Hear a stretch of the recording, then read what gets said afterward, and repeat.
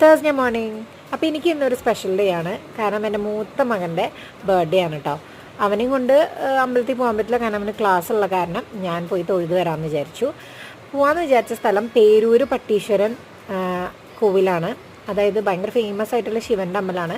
നാളെ ശിവരാത്രി ആയ കാരണം നാളെ എന്തായാലും അവിടേക്ക് കിടക്കാൻ പറ്റില്ല. അപ്പോൾ ഞാൻ വിചാരിച്ചു ഇന്ന് പോയി തൊഴുതിട്ട് വരാൻ കേട്ടോ. ആദ്യമായിട്ടാണ് പോകുന്നത്.